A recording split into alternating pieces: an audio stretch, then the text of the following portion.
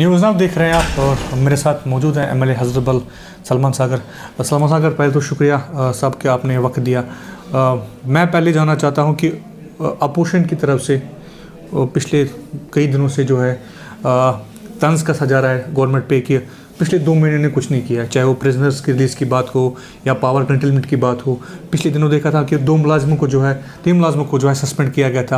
Opposition ये कह रही कि हम उम्मीद कर रहे थे कि उनको जो है जिनको सस्पेंड किया गया उनको वापस लाए, लेकिन यहाँ तो कुछ और ही हो रहा है। उस पर नेशनल कॉन्फ्रेंस या करंट गवर्नमेंट का क्या स्टैंड है? देखिए, ये यूटी है, ये स्टेट नहीं है, पहले उनको ये देखना चाहिए।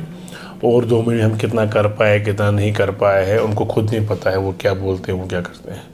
उमर साहब ने आते ही कुछ इंपॉर्टेंट इश्यूज़ थे, चाहे वो पॉलिटिकली हमारे लिए सेंसिटिव थे, स्टेटहुड को लेके रेजोल्यूशन था या बाकी चीज़ें थी। जो असेंबली लगी तो साथ ही उसमें एक जो 370 को लेके जो हुआ था उसको रेजोल्यूशन बना के दिल्ली ले गए। दिल्ली सभी बड़ी क़यादत से बीजेपी की मिले जो हुक्मरान है इस वक्त मुल्क के, तो ये सब चीज़ें बड़ी इंपॉर्टेंट थी। एट द सेम टाइम वो पावर मिनिस्टर से भी मिले कई बार बिजली को लेके, और अदरवाइज़ भी होम मिनिस्टर साहब से, प्राइम मिनिस्टर साहब जब उन्हें बात की तो उन्हें बड़े पैमाने पे बात की होगी कि स्टेट को रन करने के लिए क्या चीज़ें ज़रूरी है। तो ये जो यहाँ मुलाजमों को एसटी किया, सर्विस से टर्मिनेट किया गया, उस पर उमर साहब का क्या रद्द-ए-अमल रहा।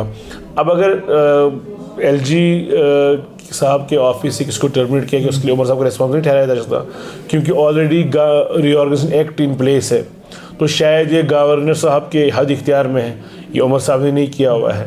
तो और अगर उसको वो नेशनल सिक्योरिटी का या किसी ऐसी चीज़ का हवाला दे के टर्मिनेट करते तो मुझे नहीं लगता कि उसमें ज़्यादा रोल बनता है। फिर इस वक्त एक की कोर्ट में बात जाएगी या नेशनल इंटरेस्ट के खिलाफ मैं भी बिज़ात तौर बोलूँगा कि शायद हम नहीं ज़्यादा बोल पाएंगे उस वक्त, अगर ये केस ऐसा बना है तो। सो आप for the sake of opposition करती है, उनकी मजबूरी है क्योंकि उनको 5 साल यही करना है, 5 साल को यही मैंडेट है। अब वो अपोजिशन करते हैं लेकिन इतने मेंबर्स भी नहीं उनके पास कि वो अच्छी अपोजिशन कर सके। तो हाउस के बाहर उनके लीडर्स बोलते रहते हैं, हम ये सुनना है 5 साल, हमें ये पता है। बड़ी एक चीज़ जो है डिस्कस की जा रही है अपोजिशन की तरफ से या गवर्नमेंट की तरफ से कि ड्यूअल पावर सिस्टम पिछली बार जो है कांग्रेस ने भी कहा था कि that's not in the interest of the people.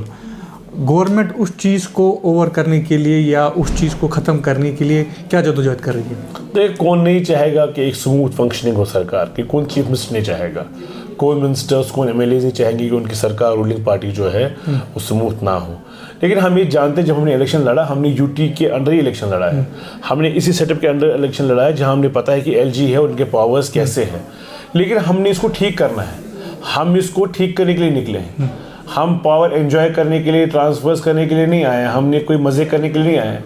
हमको पता है यहाँ के लोग इस इंतज़ामिया में काफ़ी ज़्यादा सफ़र कर रहे हैं और उनकी जो परेशानियाँ दूर करनी है उसमें एक वक्त लगेगा, चाहे वो महीने हो, 2 महीने हो, 6 महीने वक्त लगेगा, क्योंकि फिर ये होता ही नहीं। अगर नॉर्मल चीज़ें हो तो फिर ये बातें सामने आए ना। तो हमें पता है लोगों ने 10 साल कैसे सफ़र किया, बिलखुसूस 5 अगस्त के बाद जब से यूटी बनी है, इस सेटअप में कैसे उन्होंने परेशानियां देखी है। उन परेशानियों का अजाला करने के लिए उमर साहब को सामने आना पड़ा, नहीं तो एक वक्त ऐसा था जब वो नहीं मानते थे।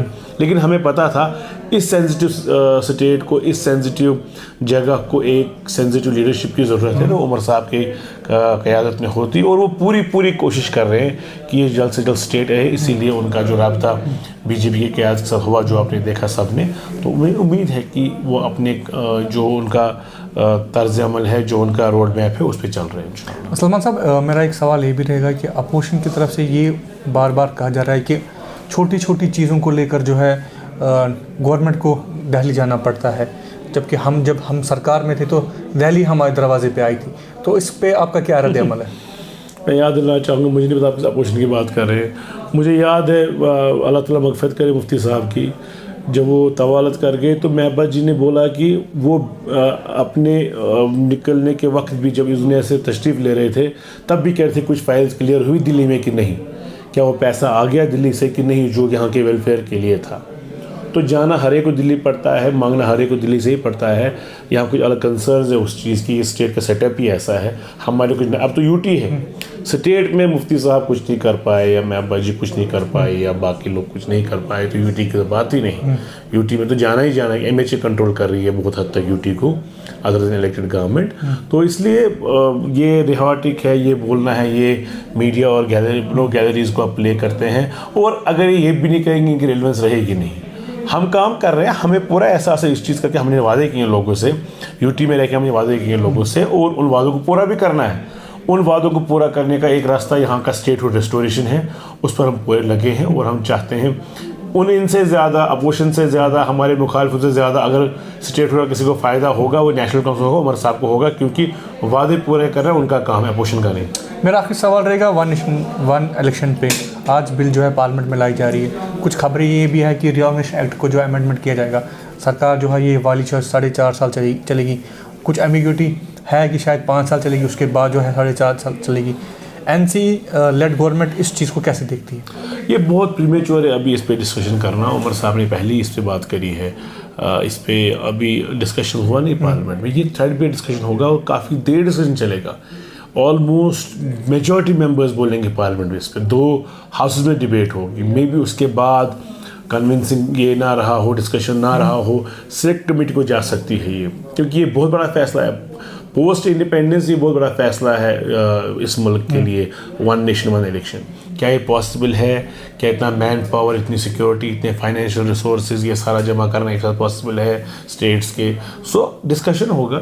अगर एक मेजॉरिटी व्यू आ जाता है शायद ये पास भी हो जाए, लेकिन पास होने से पहले सभी स्टेक होल्डर्स का बात करना ज़रूरी है। हमारी जितनी भी स्ट्रेंथ है, उमर साहब ने कहा हम बात करेंगे, हम अपनी बात वहाँ भी रखेंगे और इंडिया ब्लॉग में रखेंगे और अपनी बात आगे करेंगे, उसमें वजन बढ़ जाता है उस चीज़ से। शुक्रिया बात करने का। Thank you so very much.